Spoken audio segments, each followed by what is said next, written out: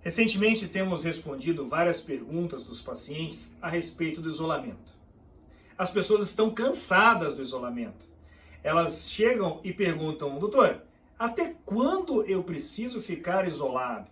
Na minha cidade eu não tenho sequer uma morte, ou não tenho uma dezena de casos. Doutor, será mesmo que eu tenho que dar prejuízo ao sustento da minha família para manter o isolamento numa cidade que não teve uma projeção como esperado? Ou até quando nós vamos viver essa informação que aqui nós temos poucos casos porque o isolamento deu certo? No mês que vem ou no outro mês, se não tivermos tantos casos assim, é porque o isolamento realmente deu certo? Pessoal, não se trata ciência sem bom senso. E contra fatos, não há argumentos. Nós temos que evitar as conspirações e as ideologias políticas nessa hora. Nós temos que evitar a falsa propagação de informações como sendo verdadeiras. O fato é que é impossível nós compararmos na mesma medida o que aconteceu na China, na Itália, o que acontece nos Estados Unidos, com a realidade que existe no nosso país. Dentro de São Paulo, por exemplo, cabe um país inteiro da Europa. E São Paulo, por sua vez, não pode ser usado como base de comparação para a nossa cidade. Nosso país ele é muito extenso. Várias regiões, estados e municípios apresentam suas peculiaridades. E essa doença, ela precisa ter características individuais para estabelecer a sua própria história natural em cada lugar. Ou seja, ela não vai se comportar da mesma maneira nos diferentes lugares. A doença não terá o mesmo gráfico de evolução em São Paulo, Curitiba ou Ponta Grossa. Vários fatores concorrem para a determinação dessa evolução. Quantidade de pessoas, meios de circulação, concentração de pessoas por quilômetro quadrado, condições hospitalares para fluxo de atendimento, testes disponíveis para a confirmação da doença.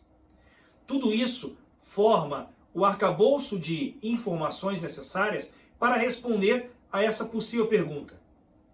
Quando vai ser o pico da doença? Nós já passamos? Nós estamos adiando esse pico? Ou o pico nunca vai acontecer e esse vai ser o panorama de casos? É importante entender que essas perguntas permanecem até hoje sem respostas. E de fato, daqui a algum tempo, nós poderemos estabelecer um estudo retrospectivo do coronavírus. Nós poderemos apresentar como foi a evolução em cada região, baseado nesses critérios de avaliação. Mas hoje, no meio da crise, não há estudo prospectivo, ou seja, não há como você prever de forma exata se haverá ou não um pico, se nós estamos adiando ou não esse pico. O que é verdade é que sim, essa doença é extremamente perigosa pelo seu alto poder de transmissão. As pessoas dos grupos de risco podem desenvolver formas graves e precisarem de atendimento hospitalar com alto risco de mortalidade. E os hospitais, eles já eram cheios. Todos vocês viam notícias a respeito de fila nos hospitais, pessoas aguardando atendimento.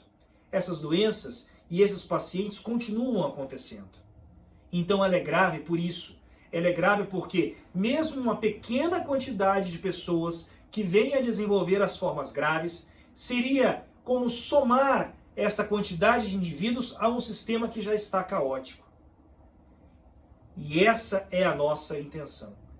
Evitar que as pessoas venham a perecer, sejam elas apenas 5% se comparadas à população geral, ou 100% se estiverem se referindo à família de alguém. Então não desistam das medidas de proteção. Sejam consistentes, façam o que puder e respeitem o seu semelhante. Tenham consciência nessa fase, porque quando tudo isso passar, nós precisaremos de esperança, precisaremos ter em que acreditar, precisaremos reerguer esse país e cada um deve estar pronto para mostrar que a pandemia passou, mas o futuro está pela frente.